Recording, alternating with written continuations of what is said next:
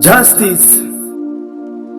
I thought it would to end with Chris Msando, Baby Pendo, Ong'onto Were, and many others, but still recently it was Albert Ojwang. Why killing us? You are swiping the African legends anonymous.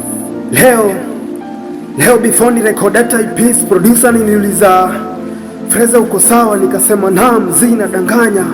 Moyoni nina huzuni, siwezi hata jivinjari. Freza vitumii uona, vitumii usikia, zinatisha.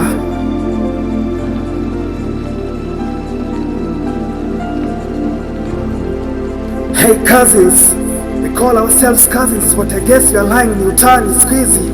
We are not our brother's keeper, tunaona kama kuku, hatuna utu. Dead bodies are being found around these cities, police brutality, force. Mbona justice ionekane kwa yule nabii alikatazwa Injili na hata alikuwa anasema ukweli? Justice ionekane kwa the innocent souls wamefungwa gerezani na hata walikosa dhambi. Lakini ni kwa nini siwaache tu nyie watu? Mama mboga kusokoni akitarajia shilingi 10 kwa faida, na ndo bado amekaziwa ushuru. Zakayo ya ushuki na call for justice kwa yule kijana anaitwa Hasla. Kuna wheelbarrow na siku hizi hendo wheelbarrow anafanyishwa kazi vizii. Dunia inaelekea wapi?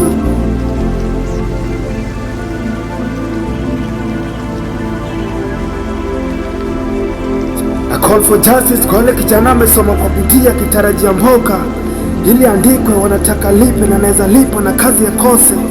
A call for justice. Justice to the entire nation. Let's continue having love. Let's continue having peace. Let's join our hands together for the better future.